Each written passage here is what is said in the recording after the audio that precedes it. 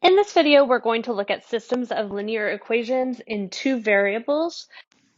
Systems of equations are incredibly helpful, and understanding how to solve them can help you in many ways. You can use them to determine the best and most efficient routes to take if you're running or cycling or driving somewhere or flying somewhere. You can use them to find the best deals. So if you were going to compare like car rental situations or um, figuring out what cell phone plan to sign up for, deciding on which loan to get, or even finding like cost and demand. Those are all examples of systems of equations, and they're super important in our everyday lives. So if you work in business, you might actually experience this, and it might not be as mathematical seeming, but the concept and the logic is still the same. Figuring out how to get the best deal or what's the better choice in the long term, or when do two options end up actually breaking even? These are all examples of applications of systems of equations. And so in this lesson, we're going to look at multiple ways to actually solve a system of equation, and we're going to talk about what a solution to a system of equation actually is. Before we jump into the kind of details of solving systems of equations, I want to address two things. The first thing I want to address is what is considered a system of equations. A system of equation contains two or more equations. We are going to look at specifically linear equations. So these equations will be written in the form either y equals mx plus b, our slope-intercept form, or they might be written in our standard form, which is ax plus by equals C, okay, which is called standard form. So these are the types of equations we're going to be looking at in this lesson. And so a system is when we have two or more equations. And a solution, what is a solution to a system of equation? A solution of a system is the ordered pair that is a solution to both of the equations, meaning that it is a point, an xy coordinate that satisfies or makes both equations true. Okay, if you see it on a graph, this is actually the point of intersection. That point of intersection is an xy coordinate that satisfies both equations. It's a point that is on both of those equations or those lines. So that is what we're looking for when we're looking at solutions of systems of equations. So one of the first things we're going to look at is actually, I'm going to give you an ordered pair, and we're going to determine if that ordered pair is a solution to the system of equations that's been provided. We call this identifying solutions to systems of linear equations. We are looking at equations that are written in two variables. To determine if the ordered pair is a solution to the system, what we have to do is we have to take that xy coordinate and substitute the values into both equations and figure out if they are true, if that's a true point on this graph for both of these equations. So what we do is we're going to take that -3, 5, and we're going to substitute it in first to the 2x plus 6y equals 24. So I'm going to replace my x with -3 and my y with 5. So I get 2 times -3 plus 6 times 5. Does that equal 24? So we end up getting -6 plus 30. Does that equal 24? And then we end up adding -6 plus 30, which gives us 24, equals 24. So yes, that is a solution to that first equation. Now we need to check to see if it's also a solution to the second equation, which the work for that I will do in purple. So my second equation is x plus 5y equals 3. So we are going to test to see, is -3, 5 a coordinate pair or point that exists on this line. So let's substitute in our values. We have -3 plus 5 times 5. Does that equal +3? Well, that's going to be -3 plus 25. Does that equal 3? Well, that gives me 22 equals 3, which is not true. They do not equal one another. So that first point was a solution to the first equation, but not the second equation. And so therefore, it is not a solution. Because in order for it to be a solution for the system of equations, it has to satisfy both equations. In this case, it only satisfied one of the equations by giving us a true statement when we solved and substituted and solved. And so therefore, because it did not work for the other one, it is not a solution. In example 2, we're testing the coordinate point 0, 1/2. And so what we're going to do is we're going to do the same process. I'm going to substitute the value in to that first equation, the values into that first equation. So I get 5 times 0 plus 10 times 1/2. Does that equal 5? Well, 5 times 0 is 0, so I just get 10 times 1/2. 1/2 of 10 is equal to 5. 5 equals 5, so it does satisfy the first equation. Now let's check it with the second equation. We're going to do 22 times 0 minus 6 times 1/2. Does that equal -3? Well, 22 times 0 is 0. And then -6 times 1/2, 1/2 of -6 is going to be -3. So -3 equals -3. It satisfies both equations. That coordinate point pair satisfies both equations. And so yes, it is a solution. 0, 1/2 is a solution to this system.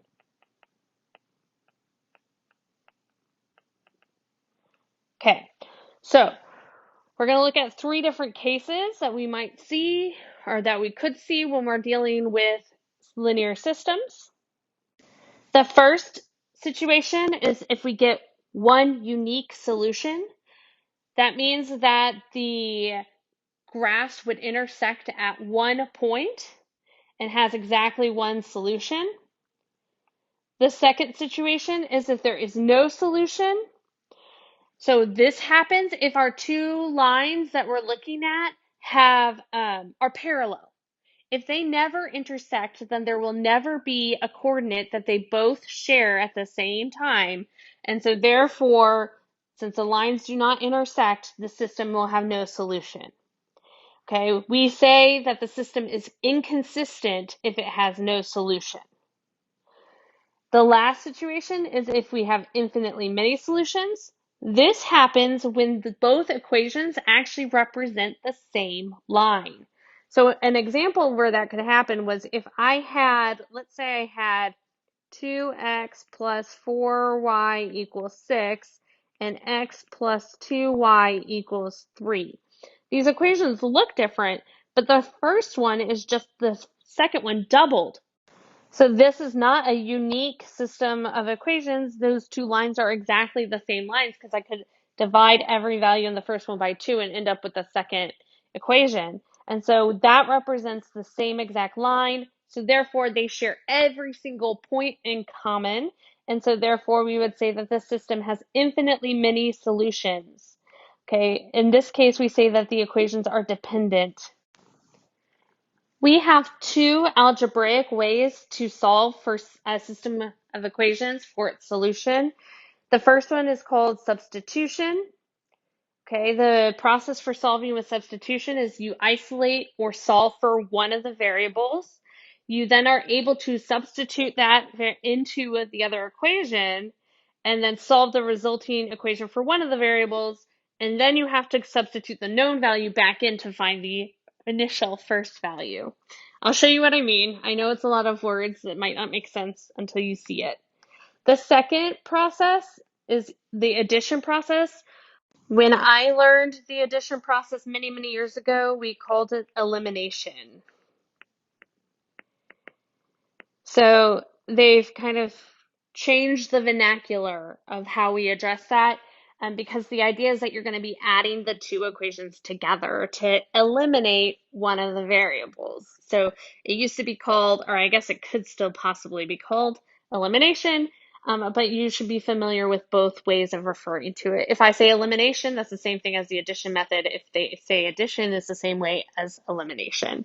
Anyway, in this addition process, we write both equations in standard form.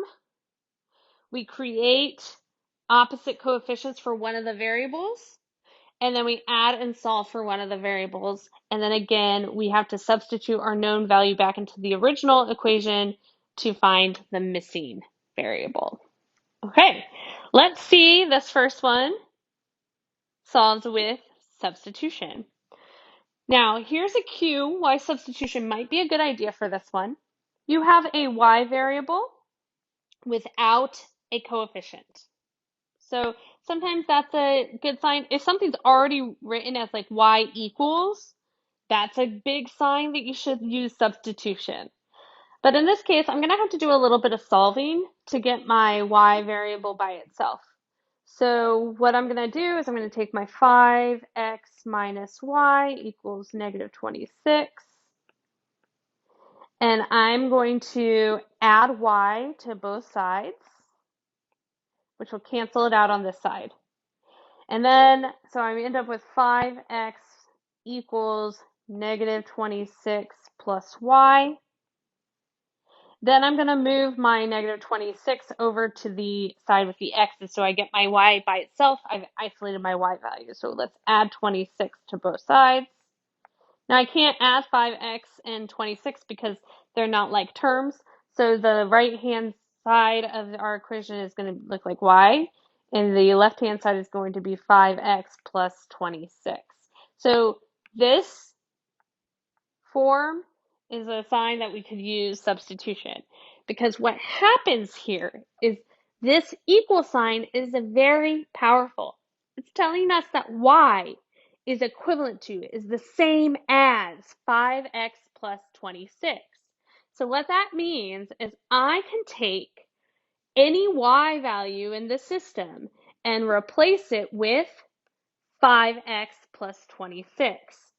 So I'm going to take this value, or this expression, 5x plus 26, and I'm going to replace it in the first equation.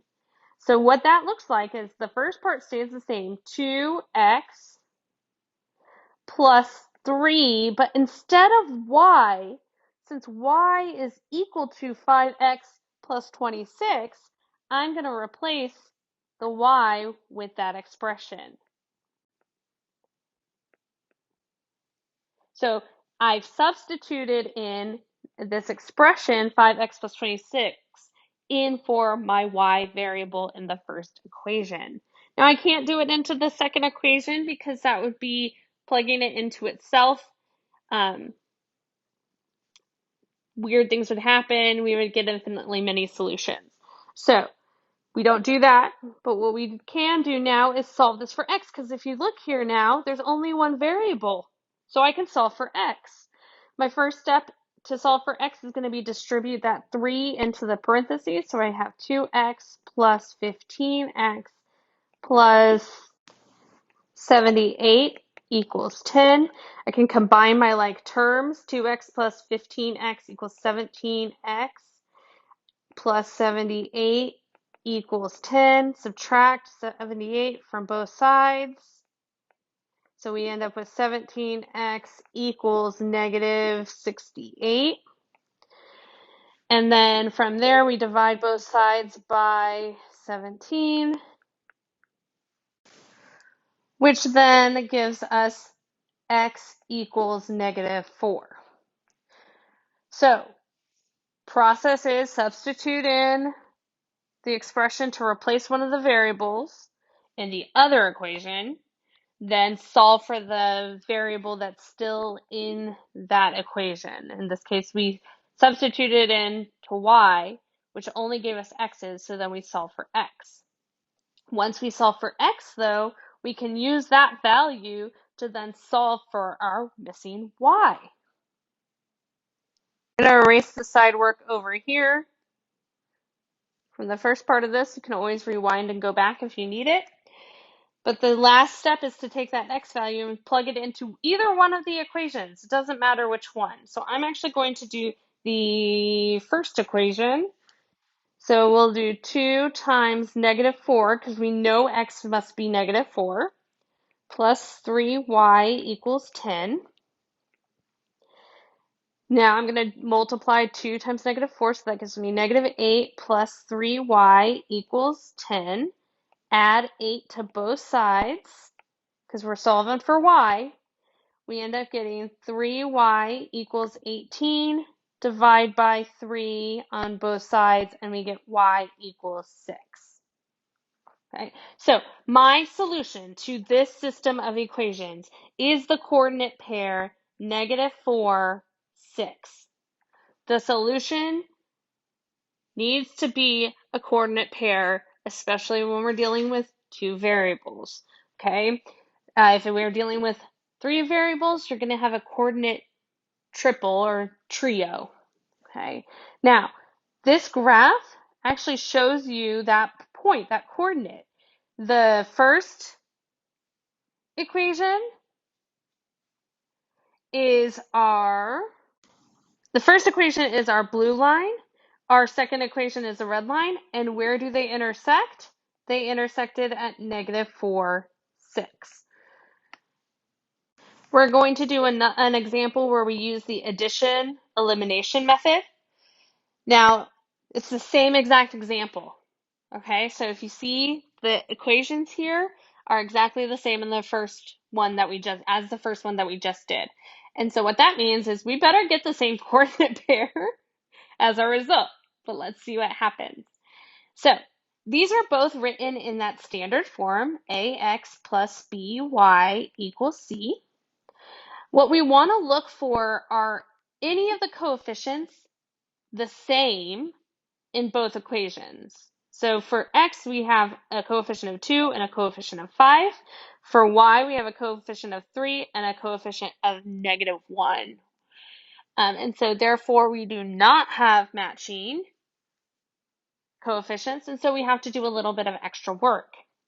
What we end up doing is we look for which equation would be easier to multiply through to match the opposite of one of the coefficients. So right here, where I see a plus 3y and a minus y, I can very easily get the second equation to match the opposite coefficient. So instead of +3, -3, just by multiplying this entire equation by 3. I'll show you what happens. So the first equation is going to stay the same. 2x plus 3y equals 10. That one's going to be unchanged. But we're going to multiply each value and each term in this equation by 3. So that's going to end up giving us 15x minus 3y equals -78. Now, we can add these two equations together.